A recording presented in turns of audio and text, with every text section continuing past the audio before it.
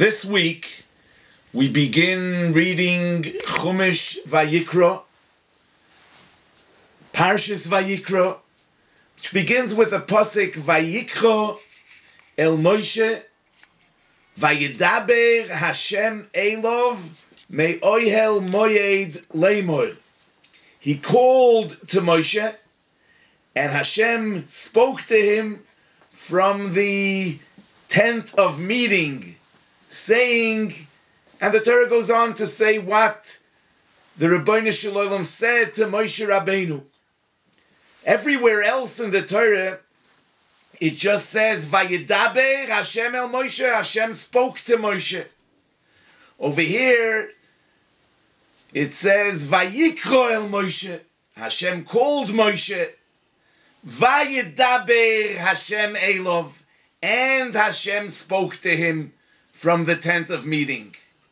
Why does the Torah preface the Vayedaber Hashem el Moshe, Hashem spoke to Moshe, with the words Vayikra el Moshe, and Hashem called to Moshe?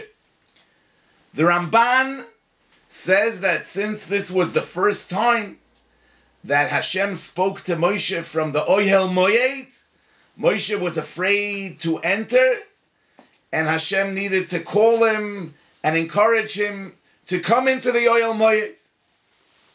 However, Rashi brings in the name of Chazal that L'chol dibros, u'l'chol amiros, u'l'chol tzivuyim, kodmo kriyo l'shoin chibo.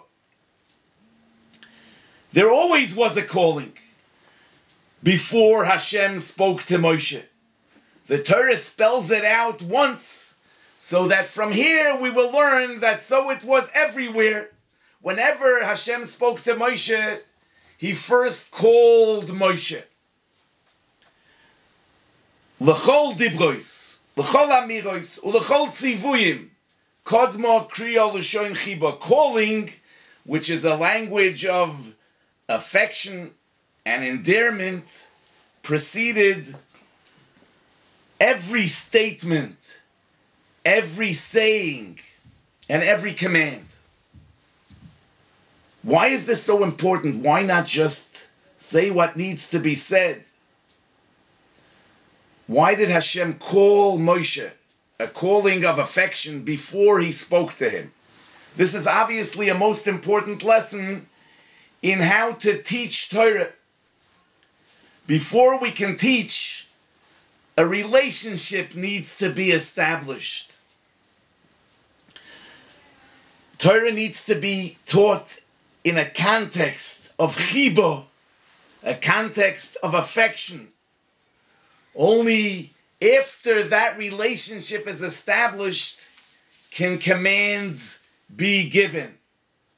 The student needs to know in his mind and in his heart that all statements, sayings, and commands are coming from a place of caring and love.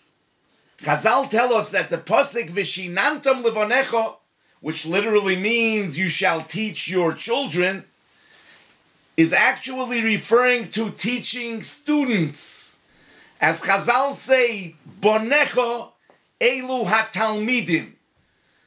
Your children are the talmidim, are the students. Why? If so, doesn't the Torah clearly state that we shall teach our students? Why does the Torah use the phrase bonecha, which literally means children?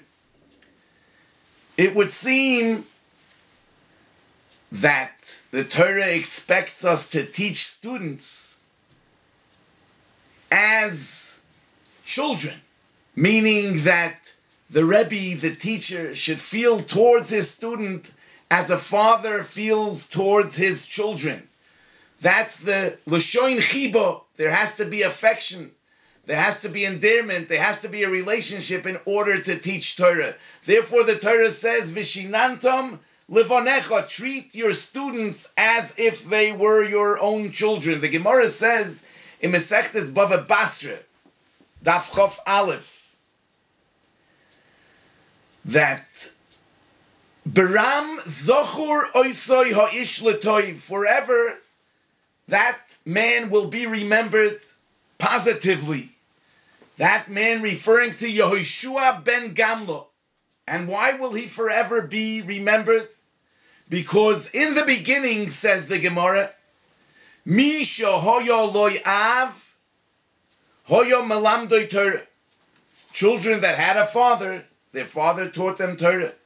Mi she'ein loy av, one who didn't have a father, loy hoyo lomei Torah, did not learn Torah. Came along Yehoshua ben Gamlo, and he instituted Sheyiyu moishivin melamdei tinoikos. He instituted a school system. There should be melamdim, there should be teachers that should teach all Jewish children Torah. Now, how can it be that we needed Yehoshua ben Gamlo to come up with this idea of melamdei tinoikos? It would seem kind of irresponsible that the Jewish people, until the time of Yehoshua ben Gamlo, didn't come up with the idea of having teachers, and those who unfortunately did not have a father didn't learn Torah. How is that possible?